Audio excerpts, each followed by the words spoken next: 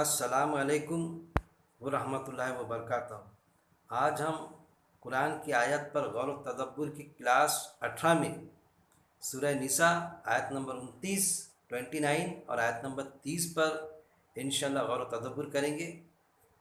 लीजिए डॉक्टर मोहतरमा फ़रत हाशमी साहिबा का ऑडियो आवाज़ का लफ्ज़ी तर्जुमा आपके खिदमत में मैं पेश करने जा रहा हूँ। या अय्युहल्लज़ीना, ए लोगो जो आमनु ईमान लाए हो, ला ताकुलू, ना तुम खाओ, अम्वालकुम अपने मालों को, बैनकुम आपस में, बिल बातिली बातिल तरीके से, इल्ला मगर, अन ये के, तकूना हो, तिजारतन तिजारत, अन तरादिन बाहमी रजामंदी से, मिनकुम तुम्हारी, वला और ना, तक़तुलू तुम कत्ल करो, अनफुसकुम अपने नफ्सों को, इन्ना बेशक अल्लाह अल्लाह, काना है, बिकुम तुम पर, रहीमा निहायत रहम करने वाला।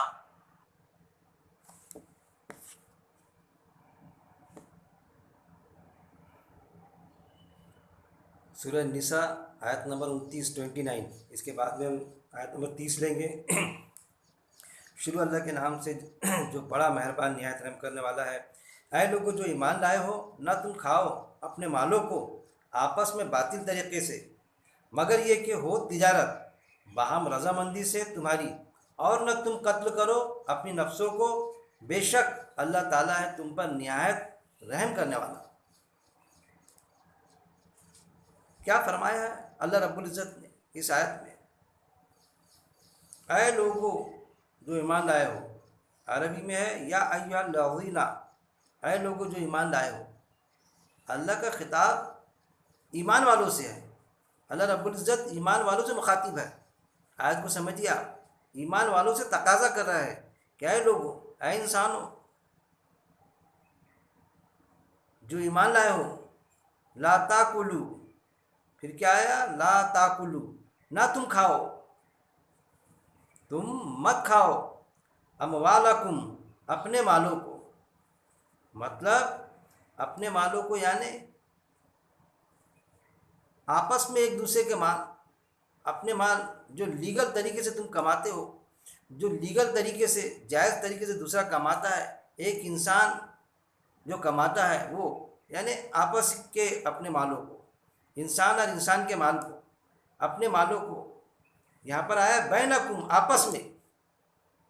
इंसान जो कमाता है वो उसका अपना फेल है कि वो किसी चीज़ को जायज़ तरीके से कमाए चाहे नाजायज़ तरीके से कमाए, लेकिन हम जब उसकी ड्यूटी करेंगे या हम उसका जब माल हम ड्यूटी करने पर लेंगे हम उसका माल, तो वो माल बातिल तरीके से ना लिया जाए।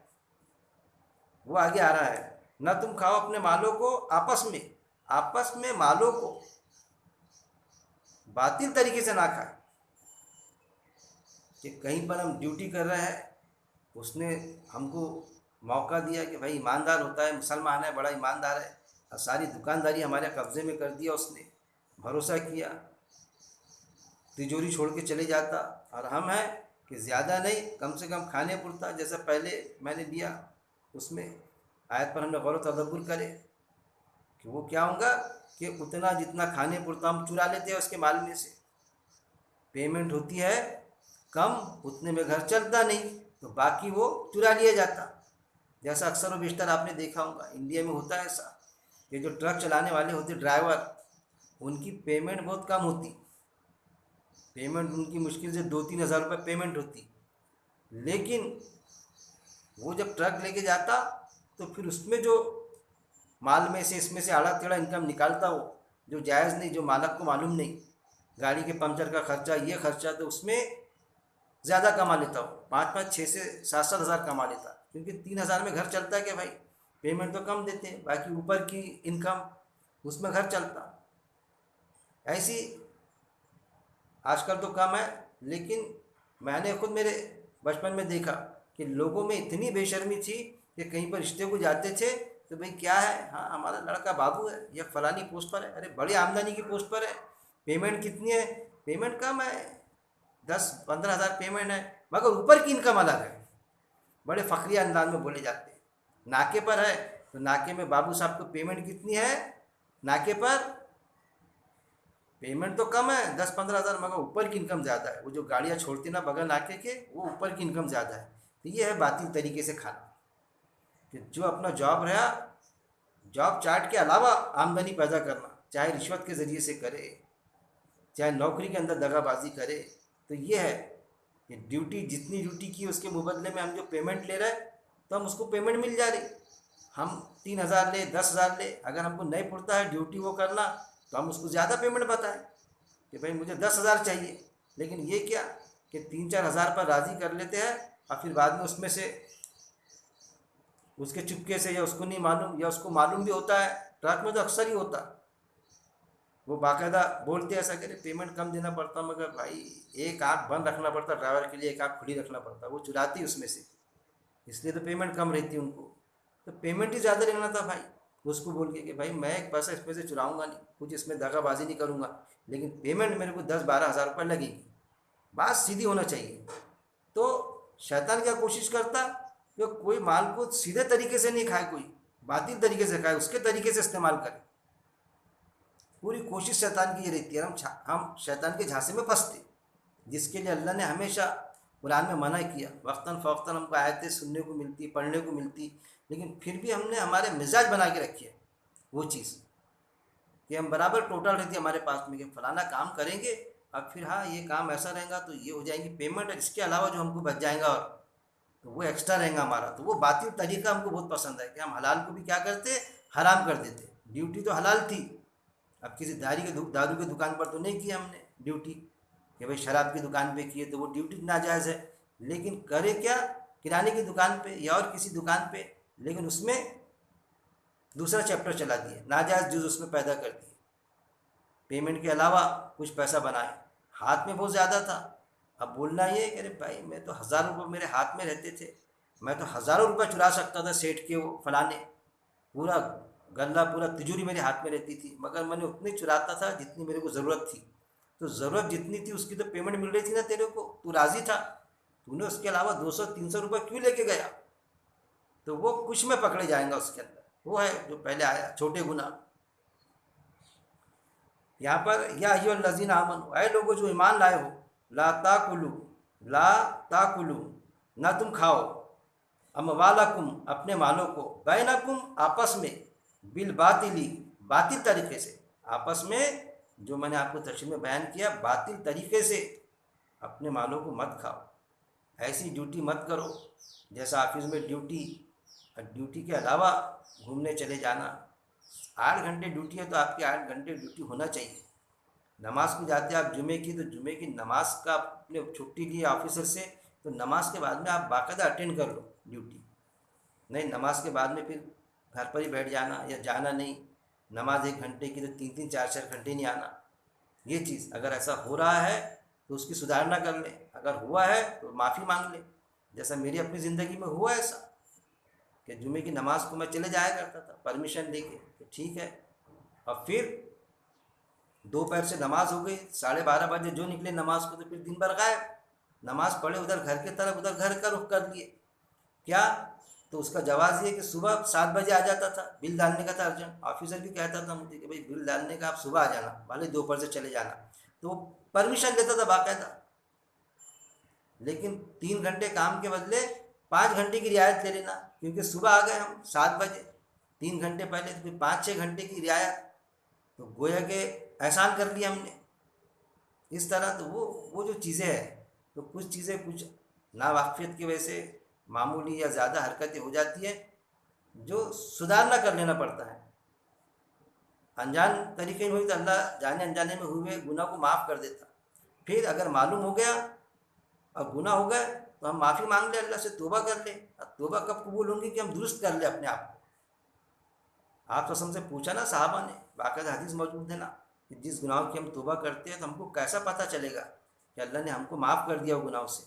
तो आप सब ने फरमा दिया कि जिस गुनाह की हम तौबा करते हैं वो गुनाह दोबारा नहीं करना मरते दम तक के, तो समझ लो कि अल्लाह ने माफ़ कर दिया। उन्होंने पूछा था कि हमको दुनिया में कैसा पता चलेगा, आप सबसे पूछा था, तो हम तौबा कर ले और मरते दम तक कि वो गुनाह ना करें, तो वही अल्लाह ने तुमको माफ़ कर दिया। ये चीज़, अपने मालों को आपस में बातिल तरीके से मत खाओ। अब आपस में बातिल तरीके से, मगर ये हो कि तिजारत से। अब क्या कि हम इसको ये ना समझे कि बातिल तरीके में सब सारी चीज़ें आ जाएंगी। तिजारत के अलावा भी हम ड्यूटी कैसी करें, सर्विस किसी से हम कम ना तोलें। अब वो तिजारत में आ जाएंगे, कम नहीं तोलना, लेकिन तिजारत के अलावा ड्यूटी करना। या फिर हम ये समझेंगे कि ये आय सिर्फ तिजारत के हद तक के, ऐसा नहीं, बातिल तरीके में सब आ जाएगा। कि यतीम की परवरिश करें, वो भी कुरान में आयत मौजूद है कि हम यतीम की परवरिश करें, उसके माल पर ख्याल ध्यान रखें, और उसका वो भी लेते आता हमको कि जितना हमारा खर्च है, जो हमारा महल वाल का खान पान है, वो हम उतना ले बस। ऐसा नहीं कि उसके लाखों करोड़ों रुपए माल की हिफाजत कर रहे हैं। अब पहले खाते थे दाल रोटी, अब रोज़ घी रोटी खाई जा रही, बिरयानी पुलाव बन रहा है उसके साथ में, उसके माल को उड़ाया जा रहा। तो ये नहीं, उतना ही ले हम, उसकी इजाज़त है, क्योंकि उसकी वो करेंगे, हम परवरिश करेंगे, उस पर ख्याल ध्यान रखेंगे उसके माल पर। तो क्या हम भूखे रह जाएंगे क्या? तो आयत है बाकायदा कि यतीम के माल की हिफाजत करने की इजाज़त है। अगर किसी ने रखा, उसने हमको भरोसा किया, लोगों ने आप हमारे ज़िम्मे लगाए, तो हम मौज मस्ती ना करें उसके माल में। वो तो तिजारत है ही नहीं, ख्याल ध्यान के अगेंस्ट में आ रहा। तो वो तिजारत के अलावा वाले सर्विस करना, किसी यतीम की हिफाजत करना, उसके माल की, उसका पालन पोषण करना, ख्याल ध्यान रखना जब तक कि वो बालिग नहीं हुआ, और जब बालिग होने के बाद में उसका माल पूरा उसी तरह जिम्मेदारी के साथ में सौंप देना। ऐसा नहीं कि पालन पोषण करे यतीम का, उसका था 10,000 स्क्वायर फीट का प्लॉट, तो उसके भाव थे 10,000 स्क्वायर फीट के 5,000 रुपये स्क्वायर फीट के भाव, उसको दिलाते रहे 15,000 स्क्वायर फीट के। मैंने दिलाया ना क्या, 100 रुपये स्क्वायर फीट का भाव का 15,000 का प्लॉट दिला दिए उसको, उसका दबा लिए। तो ये तरीका कैसा हो जाएगा? बातिल तरीका हो जाएगा, ये अल्लाह का नहीं होगा कि 10,000 के बदले 15,000 या 12,000 स्क्वायर फीट का प्लॉट दिला दिया उसको दूसरे एरिए में। उसके प्लाट का भाव था 5,000 रुपये स्क्वायर फीट, दिलाया उसको 100 रुपये स्क्वायर फीट का भाव दूसरे आउट ऑफ इलाके में, जहाँ पर कोई कीमत नहीं। और लोगों को ये दिखाते जा रहा है कि 10,000 स्क्वायर फीट प्लॉट लिया मैंने, प्लाट उसका, तो 15,000 स्क्वायर फीट दे दिया ना मैंने उसको, वो नहीं बताता क्या भाव का था करके। ये है बातिल तरीका। तो लोगों को दिखता है ऐसा कि कितना यतीम पर ख्याल ध्यान किया, 10 की जगह 15,000 स्क्वायर फीट दिला दिया प्लॉट उसको, तो लोगों की नज़र में तो अच्छा बन गया, लेकिन अल्लाह के पास में बराबर ख्याल में आएंगी बदमाशी। तो वो है बातिल तरीका। अपने मालों का आपस में, अरे लोगों जो ईमान लाए हो, न तुम खाओ अपने मालों को आपस में बातिल तरीके से मत खाओ। अल्लाह ने जैसा बताया कुरान में, उस हिसाब से तुम माल आपस में खा सकते, ड्यूटी के ज़रिए खाओ, यतीम को पालने के ज़रिए, बातिल तरीके से। फिर क्या बताया? इल्ला, मगर ये कि, अब यहाँ तिजारत का जिक्र किया इस आयत में अल्लाह ने। बातिल तरीका क्या हो जाएगा? हर काम आएंगे उसमें, लेकिन यहाँ पर नोटिफाइड तिजारत के सिलसिले में किया, मगर ये कि हो तिजारत। कैसा? इल्ला, मगर, अन, ये कि, तकूना, हो, तिजारतन, यानी तिजारत, मगर ये कि हो तिजारत करते आते, ये बताया। तब यहाँ तिजारत से मतलब यही लेंगे हम कि तिजारत के अलावा हम जिस भी तरीके से खाएंगे तो वो बातिल हो जाएगा। ऐसा हो जाएगा क्या? आयत मुतशाबिहा, मिली जुली आयत। यतीम बच्चे को पालेंगे तो कुरान में जिक्र है कि यतीम बच्चे को पालते आता, और हम उतना ले खर्च, हमारे महलाल के पुरता उसके माल में से हमको वो खर्च भी लेते आता, वो चीज़ है। ज़कात जमा करें हम, दावत दे दीन की, तो दीन की दावत देने के लिए कुछ पैसा लेते नहीं आता, लेकिन जब कोई ज़कात जमा करता आमिल, तो उस पर आमिलों का भी हक है। सूरत तौबा आयत नंबर 60 में मद है बाकायदा वो, कि वो ज़कात अगर जमा करता है कोई शख्स, तो उसमें से ज़कात में से उसको वो कुछ पैसा लेते आता, वो ठहरा ले, वो जो ज़िम्मेदारों से कि भाई इतना इतना पैसा जो मेरी ज़रूरत है, जो भी इससे भी कम जो मैं लूँगा, तो आमिलों का भी हक है उसमें। तो वो तरीका बातिल नहीं होगा। लेकिन अगर दावत देंगे हम, दीन की दावत किसी को, और उसका पैसा लेंगे, उसके पावतियाँ फाड़ेंगे या उसका पैसा बटोरेंगे, तो वो तो बातिल होगा। देने वाला तो देगा कि दावत हम पहुंचा रहे हैं कुरान की यूट्यूब के ज़रिए से, वक्त में से वक्त निकाल के पहुंचा रहे हैं, कोई बात नहीं, लेकिन यूट्यूब से पैसे बटोरना, दीन की दावत देना, कुरान की दावत देना, उसका कोई मुबदला तो बिल्कुल कुरान के हिसाब से तो बैठता नहीं, क्योंकि आयतें मौजूद है कि आप सब जब दावत पेश करते थे तो बाकायदा आयत है कि मैं तुमसे कोई अजर का सवाल रखता है, मेरा अजर तो अल्लाह के पास में, तो दीन हक की जब दावत देंगे हम, तो उसका कोई मुबदला नहीं देंगे लेंगे। और दावत कैसी देंगे? जितनी अपनी इस्तिताअत है उसकी दावत देंगे। ऐसा नहीं कि हम रहते इंडिया में और हमको वो अल्लाह वो पूछ लेगा कि तुमने जॉर्ज बुश को जाके दावत क्यों नहीं दी, तुमने फलाने को वो अफ्रीका दावत जाके क्यों नहीं दिया। अरे भाई, वो वहाँ मेरी इस्तिताअत ही नहीं थी जाने की। लेकिन जहाँ इस्तिताअत थी इंडिया में, जो मेरे प्रोग्रामों में आते थे, मैं उनको प्रोग्रामों में जाता था। जो ईमान वाले नहीं थे तो मैंने बाकायदा उनको दावत दी।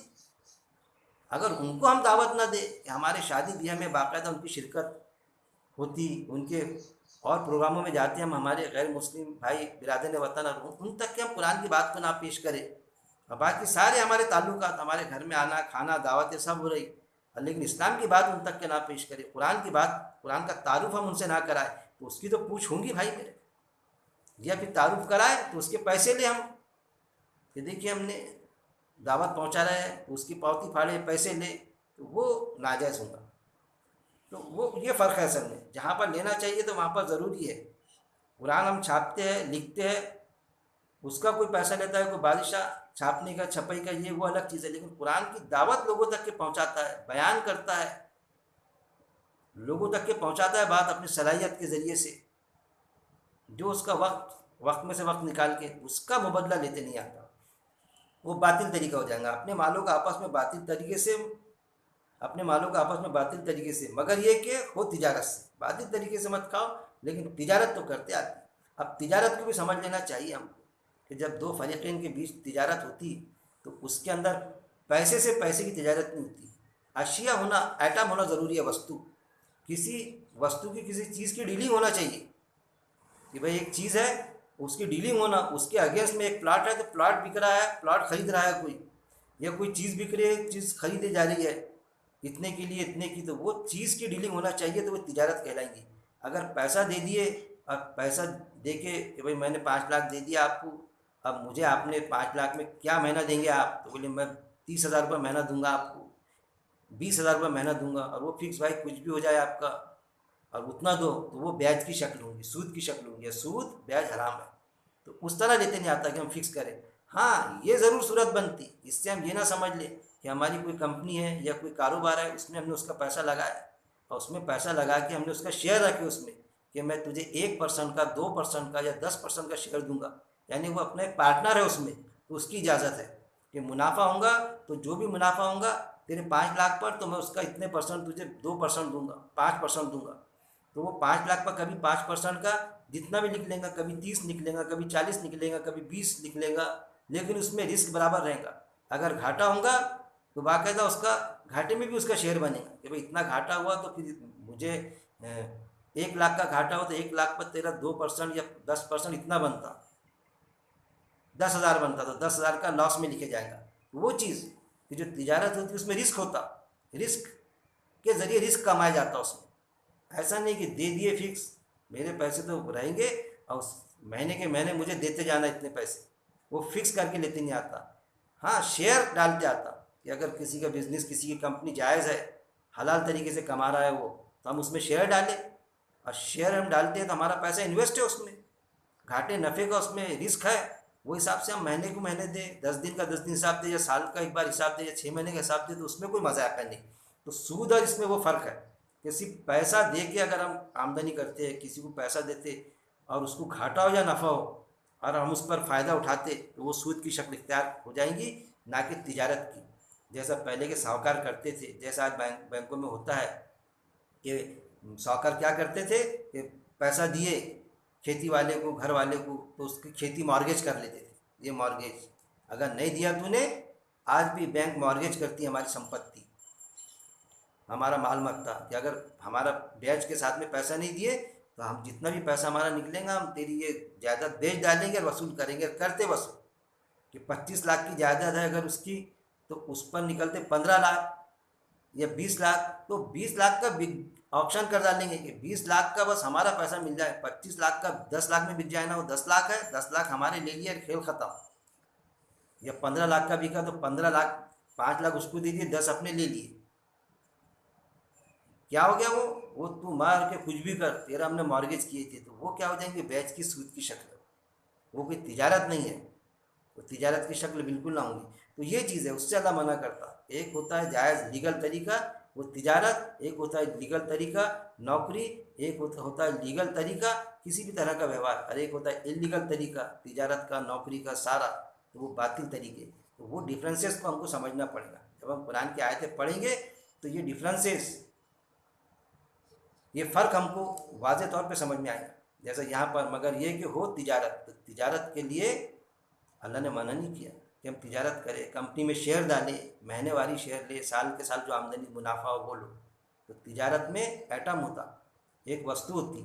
जैसा हम शेयर डालते कंपनी में, तो कंपनी में बाकायदा एक वस्तु होती, एक चीज़, एक काम होता, वर्क होता, उसमें वर्क किया जाता। कोई चीज़ बिकती, कोई काम हम करते, उसमें कोई आइटम लगाते, उसके अगेंस्ट में हमको पेमेंट मिलती और उसका शेयर होल्डर बनता हो।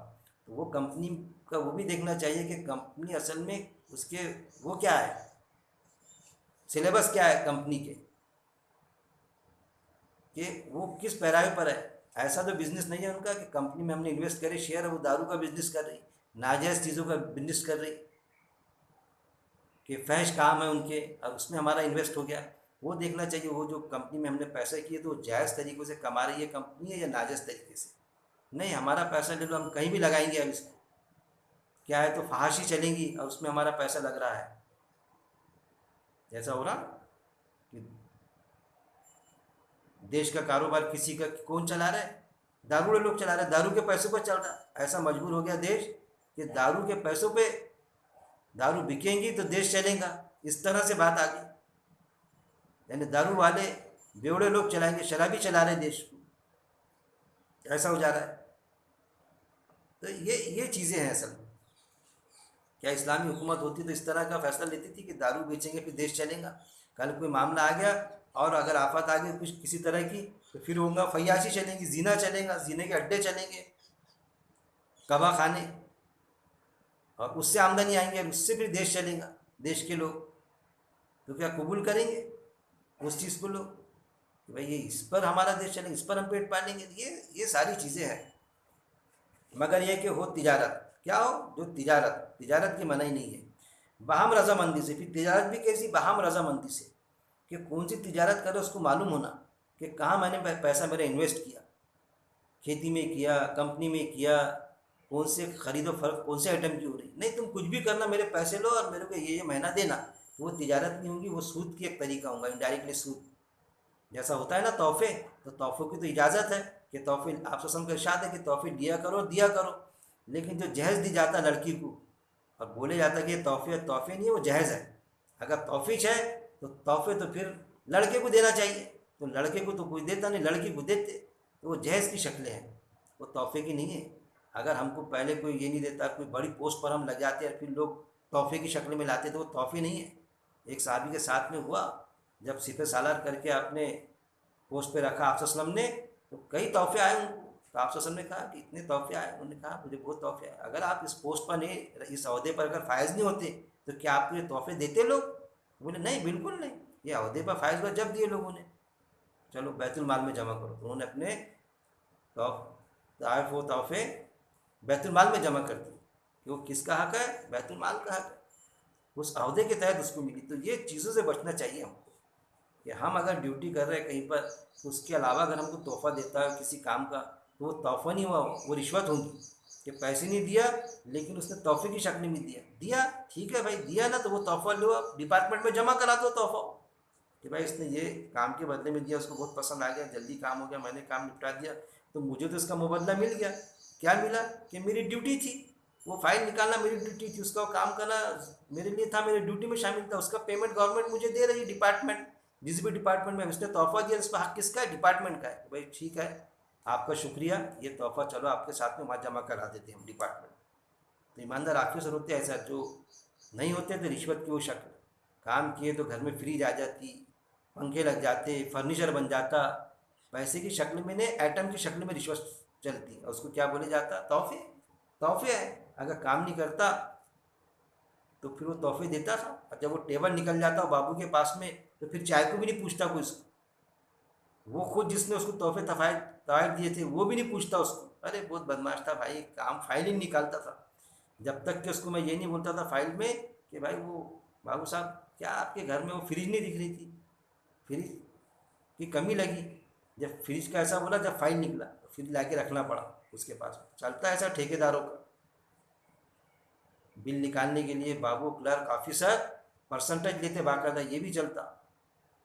और फिर परसेंटेज पैसा नहीं कि एंटी करप्शन में पकड़े जाएंगे तो आइटम की, वस्तुओं की शक्ल में, चीज़ों की शक्ल में, तोहफे की शक्ल में रिश्वत ली जाती। तो अल्लाह तो दिलों के राज जानता है, जो तुम्हारे दिलों में तुम जाहिर करते हो अल्लाह बेहतर जानता है। कुरान में आयतें मौजूद है बाकायदा, इसको भी हमने सोचना चाहिए। हर आयत हमारी जो रोज़मर्रा की ज़िंदगी है उस पर हम बैठाने की कोशिश करें और हमारी ज़िंदगी में सुधारना लाया। असल में कुरान की आयतों पर गौर व तदब्बुर का मकसद ही ये होता, मगर ये कि हो जो तिजारत की इजाज़त है, तिजारत के अलावा दूसरी जो लफाजी होती तिजारत की आड़ में, उसकी इजाज़त नहीं है। वो चीज़ बाहम रजामंदी से भी, तिजारत भी कैसी हो, बाहम रजामंदी से। ऐसा नहीं कि प्रेशर में तिजारत हो रही, जान दो भाई वो हमारे दामाद है, तो नहीं भी ज़रूरत है तो उसको रख ले रहे पार्टनर, नहीं तो हम ये, उसको पैसे की ज़रूरत है तो पैसे दे रहे हैं, कुछ बांध ले रहे, वो नहीं। बाहमी रजामंदी के साथ में हिसाब बिल्कुल लेखा पढ़ी में होना, बाकायदा हम एग्रीमेंट लिखे कि ऐसा ऐसा है, मैं तुमको इसमें शेयर रख रहा हूँ कंपनी का, या फलानी बिजनेस में तुमको ये रख रहा हूँ, कितने % शेयर है। वो चीज़ है, वो भी कुरान की आयत है कि जब तुमसे कोई भी, आप किसी से कोई व्यवहार करो तो लिख लिया करो, उसकी भी इजाज़त है लिखने की। ये सारी चीज़ें बाहम रजामंदी से। कैसी तिजारत? बाहम रजामंदी से। जो फरीक है आपस में तिजारत कर रहे हैं तो उनकी रजामंदी उसमें होना चाहिए। मिनकुम, तुम्हारी, बाहम रजामंदी से तुम्हारी, आपस की दोनों की रजामंदी। वला, और ना, फिर क्या फरमाया अल्लाह ने? वला, और ना, तख्तुलू, और ना तख्तुलू, तुम कत्ल करो, अनफुसकुम, अपनी नफ्सों को, और ना तुम अपनी नफ्सों को क्या करो? कत्ल करो। वो चीज़ अल्लाह ने फरमाई यहाँ पर कि अपनी जान को, अपनी नफ्स को कत्ल करने का भी तुमको कोई हक नहीं। कि किसी तिजारत में कहीं पर घाटा हो गया या कोई तुम परेशानी में आ गए तो तुम ये ना करो कि अपनी जान को खुदकुशी कर लो। यानी यहाँ ये बताया गया, ये बात साफ़ हो जाती, जान को कत्ल करो यानी खुदकुशी हराम है। अल्लाह ने मना फरमाया कि तुम अपनी जान को कत्ल मत करो। कितना भी बड़ा घाटा आ जाए तो जान को कत्ल करने की इजाज़त अल्लाह ने बिल्कुल नहीं दिया, बल्कि कुरान में तो ये है कि जान बचाने के लिए हराम भी हलाल हो जाता, उतना वक्ती तौर पर कि हम उसका उतना इतने इस्तेमाल कर लें कि हमारी जान बच जाए। तो अल्लाह को इंसान की जान इतनी प्यारी है और ख़ुसूसन ईमान वाले की जान इतनी प्यारी है कि वो जान बचाने के लिए हराम भी अल्लाह ने उसको हलाल कर दिया, उतना उस वक्त के तौर पर, वक्ती तौर पर। तो ये है कि बाहम रजामंदी से तुम्हारी, और ना तुम कत्ल करो अपनी नफ्सों को। कितनी भी बड़ी आफत आ गई तो हमारी जान के हम मालिक नहीं, अल्लाह मालिक है। लेकिन लोग, अरे भाई परेशानी, अरे ऐसा नहीं करेंगे तो मैं पेड़े खा लूँगा, मैं जहर खा जाऊँगा, बोलते ऐसा, जहर खा जाऊँगा। बच्ची पर जुल्म हो रहा तो वो अपना जल के मर जा रही है, कुएं में कूद के मर जा रही है। ये क्या है? आत्महत्या की शक्लें हैं ये, खुदकुशी की। तो क्या है, खुदकुशी जो करेगा तो वो तो सीधा उसको दोज़ख में जाएगा, वो ईमान वाला हो ही नहीं सकता, क्योंकि उसकी जान पर उसका हक नहीं था। वो चीज़ें, और ना तुम कत्ल करो अपनी अपनी नफ्सों को, यानी अपनी जानों को तुम कत्ल मत करो। अल्लाह ने मना फरमाया उसके लिए, कितनी भी बड़ी आफत आ जाए तो तुम कत्ल मत करो। इसीलिए कि वो जो आता ना फार्मूला, तो उस पर भी हमने सोचना चाहिए कि इज़्ज़त का सदका जान और जान का सदका माल। तो ये किस हद तक किस दुरुस्त है कि इज़्ज़त बचाने के लिए कि हम जान दे दें, ये होगा उसका मतलब। ये कि कुरान की आयत से ये मेल खाता है ये चीज़, ये फार्मूला? हाँ, हमारे में वो चीज़ होती, वो चीज़ है, लेकिन क्या ये है कि एक खातून अगर उसके बच्चे की कोई जान ले रहा है तो उसको मार डालना चाहता है, उसके बदले में उससे इज़्ज़त मांग रहा है, वो बच्चे की जान बचाने के लिए अगर इज़्ज़त को भेंट चढ़ा दे वो, तो क्या वो दोज़ख में चले जाएंगी? एक खातून कि जिसको तलवार की नोक पर जिना कराया जा रहा है, कबा खाने जो होते हैं ना, अड्डे चलाए जाते औरतों के, तो कुछ ऐसी भी होती है उसमें बदमाश लोग, ऐसे भी अड्डे चलाते कि उनको बाकायदा हाईजैक कर लेते, अच्छे अच्छे घरों की लड़कियाँ लेके भाग जाते, प्यार और मोहब्बत के जाल में अटका के यार बेच डालते, वहाँ पर फ़रोख्त कर देते, फिर वो सारे उनके लोग रहते और उनको प्रेशर से वो काम कराया जाता। कैसा कि अगर तुम ऐसा नहीं करेंगे तो तुम्हारे को हम बेदर्दी से अजियतें दे दे के, तकलीफ़ें दे दे के मार डालेंगे। बाकायदा उनको बताई जाती है कि देखो ऐसा लड़की को मारे गया, देखो कितनी अजियतें दी गई, वो घबरा जाती। तो वो सोचती जान दो, जान बचाने के लिए वो काम अंजाम देती वो। अब वो जान बचाने के लिए उसने वो काम अंजाम दी, जीना, तो क्या वो दोज़ख में चली जाएंगी? इस पर भी सोचने विचार करने की ज़रूरत है कि हम आयत पढ़ें और सोचें इस पर। वही अल्लाह ने बताया कि अल्लाह के उसके दरमियान का मामला है कि किसकी क्या मजबूरी है, वो सोचे। इसीलिए जब कोई आता है सवाल वाले का सवाल पूरा करो, साफ अंदाज में अल्लाह ताला ने फरमा दिया। उसकी तहकीक मत करो। कोई मांगने आता तो तहकीक की कोई इजाज़त नहीं, उसकी क्या मजबूरी है अल्लाह को मालूम, उसको मालूम, हम नहीं पहुंच सकते। अरे भाई बता, उसने चिट्ठी लाया, देखे चिट्ठी झूठी है, दवा की चिट्ठी लाया, पैसे मांग रहा, 500 रुपये मांगा, झूठी चिट्ठी लाया, झूठा है। अरे भाई उसने झूठी चिट्ठी लाया, लेकिन उसकी ज़रूरत थी उसको, 100 रुपये की नहीं, 500 300 रुपये की ज़रूरत थी।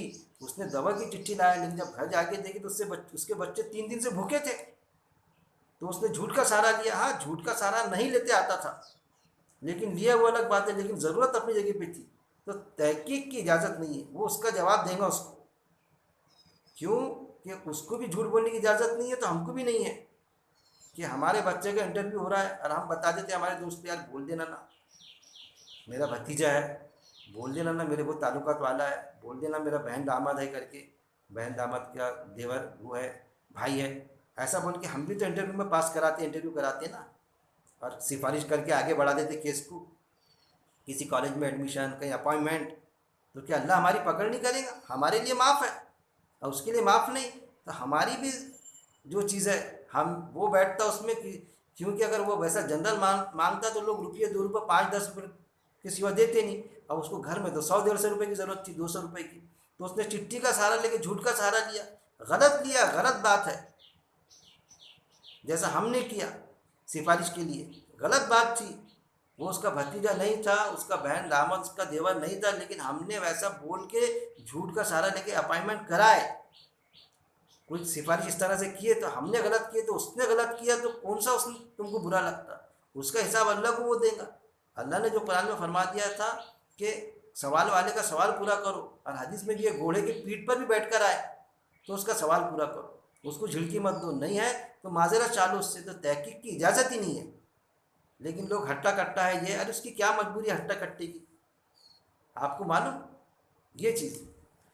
तो तुम कत्ल करो अपने नफ्सों को, बेशक क्या है बाहम रजामंदी से तुम्हारी, और ना तुम कत्ल करो अपनी नफ्सों को, अपनी नफ्सों को, अपनी जानों को कत्ल मत करो, खुदकुशी मत करो, कितनी बड़ी आफत आ जाए। बेशक अल्लाह ताला है तुम पर निहायत रहम करने वाला।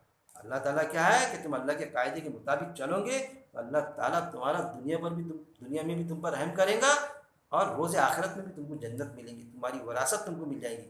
और अगर इस तरह से नहीं किए, इस तरह से हट के काम किए, तो फिर अल्लाह ताला दुनिया में भी पकड़ेगा, मौत का फरिश्ता झंझोड़ के रूह निकालेगा, और दुनिया में भी लोग तुमको जलील करेंगे, कहीं ना कहीं किसी पैमाने में तुम जलील होंगे, क्योंकि अल्लाह का वादा है तुम ही गालिब रहोगे, अगरचे कि तुम मोमिन हो। मोमिनाना सिफत से रहेंगे तो अल्लाह दुनिया में भी गालिब रखेगा और रोज़े आखिरत में भी।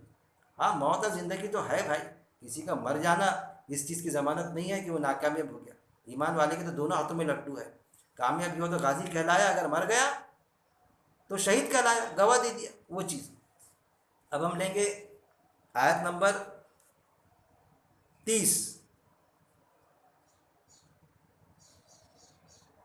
वमन, और जो कोई यफअल करेगा, दालिका ये, उद्वानन ज्यादती, व जुल्मन और जुल्म से, फसौफा बस अन करीब, नुस्लीही हम जलाएंगे उसे, नारन आग में, वकाना और है, दालिका ये, अल्लाही अल्लाह पर, यसीरा निहायत आसान।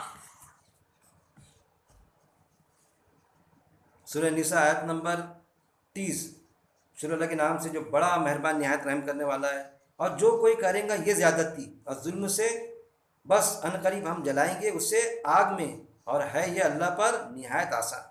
फिर क्या फरमाया रब्बुल इज्जत ने इस आयत में?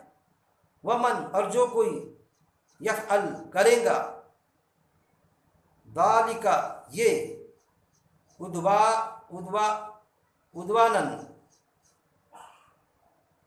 उद्वानन यानी ज़्यादती, और जो कोई करेगा ये ज़्यादती,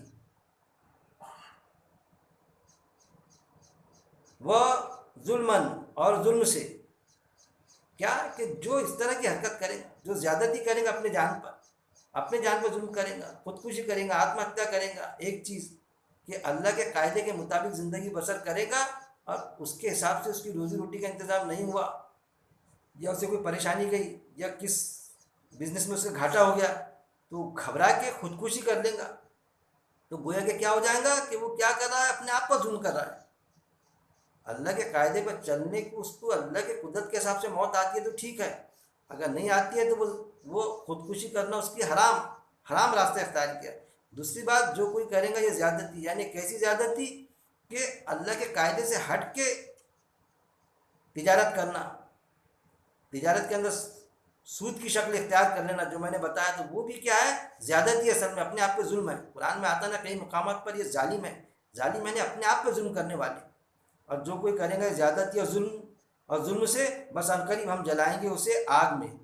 फिर क्या आया, जुल्मन, और जुल्म से फसौफा, पस अनकरीब, नुस्ली ही, हम जलाएंगे, यानी कौन, अल्लाह जलाएंगा उसे, हम नुस्ली ही हम जलाएंगे, यानी अल्लाह जलाएंगा उसे, नारन, आग में, वो काना, और है ये, वो काना, और है, ज़ालिका, ये, अल्लाही, अल्लाह पर, यसीरा, निहायत आसान।